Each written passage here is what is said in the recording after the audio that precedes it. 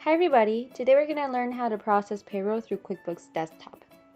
So when you log into your file, you usually have this home screen. You have a lot of options here where you can just, you can do the shortcut. You can just click on Pay Employees or click on Payroll Center and it'll take you from there. But I'm going to show you the other way around just in case you don't have this one popped up. You can go to Employees in a toolbar. And you can do both. You can go to Payroll Center or you can go to Pay Employees. So if you click on Pay Employees, it's going to take you directly to just process payroll. So I'm going to take the long way just so you can see everything that it's involved with processing payroll. So I clicked on Payroll Center. So Payroll Center is just a sub-center, in other words, of Employee Center. What you see right here, right now, is that this sample company created a scheduled payroll. So this is what it would look like if you're late to process the scheduled payroll. Of course, this sample is just showing you like the errors that you might get. So let's just say that there's nothing in here and then we just want to process payroll. So in this case, we're going to click on Start on Scheduled Payroll. If there wasn't any scheduled payroll, they wouldn't say anything under these lines right here, and it would just say Start Processing Payroll. So in this case, it's Start Unscheduled Payroll. And then you need to make sure that the period ends is correct and the check date is correct. For example, if you pay your employees on a bi-weekly matter every other Friday, make sure that the check date is that Friday that they get paid and the pay period ends was the last time they're going to take in consideration that paycheck. So if the paycheck date is on the 15th, usually the pay period end would be on December 8th, and these 2 weeks would be the ones that they've worked to receive that payroll. That's what it usually is. You might have a different policy in your company, but this is how it's normally done.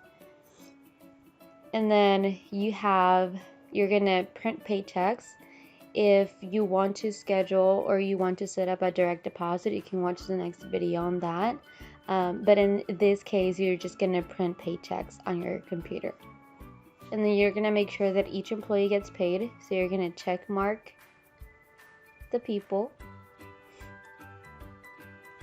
right here, and then you're going to enter their hours so they can get paid.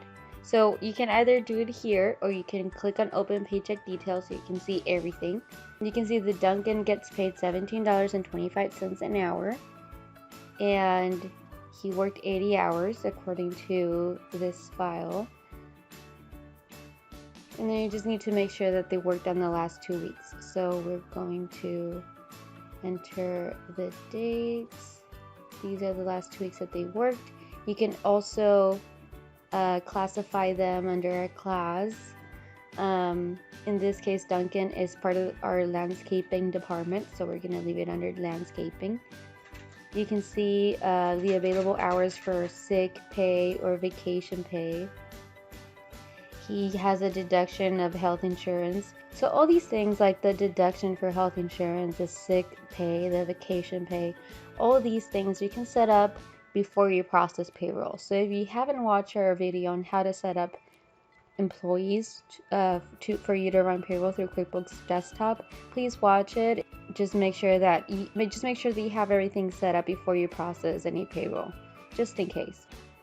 So this would be the summary of their paycheck. So this is their gross payroll. This is the deduction.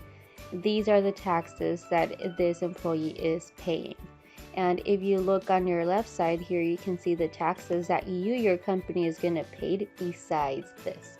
So the cost for Duncan is $13.80 for his work plus your employer's taxes. That's pretty much the cost. This right here is a net amount, which is what he's going to get on his paycheck.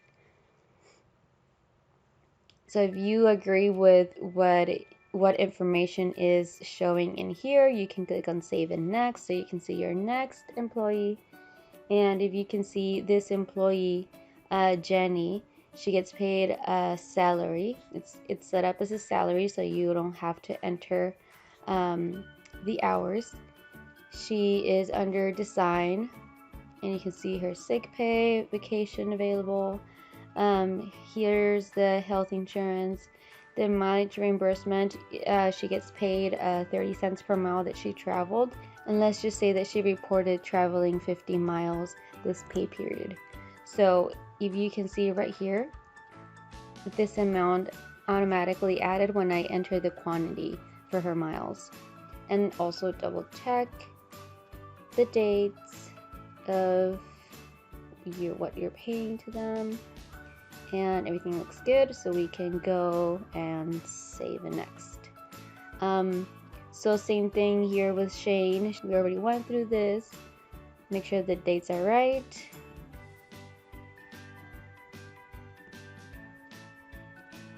And save and close.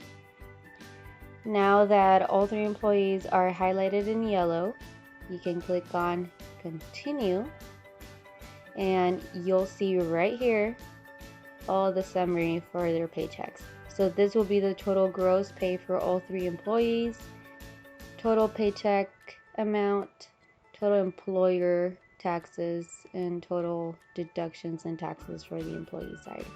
So after this, you can just click on create paychecks, and it's going to take you right to where you can print them. If you don't want to print the paychecks with Quickbooks Desktop because you don't have that system or something, you can click on handwrite and assign check numbers. So if you just want to handwrite the checks for your employees, just make sure that the first check that you're going to use for these employees is entered in here. So it's just recorded as you have it recorded on your physical check register. And just click on create paychecks. Okay, and this is where you print paychecks or print pay stubs, and from here you're good to go.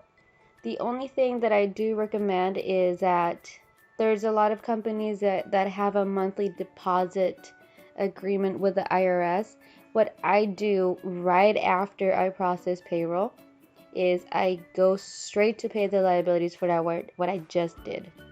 Just make sure that you're following with the status, with the due dates, just so you can get any penalties or interest. And that's it. So if you have any questions or comments, you can go into our website of johnsonaccountancy.com, or you can send us an email to info@johnsonaccountancy. Thank you. Have a good day.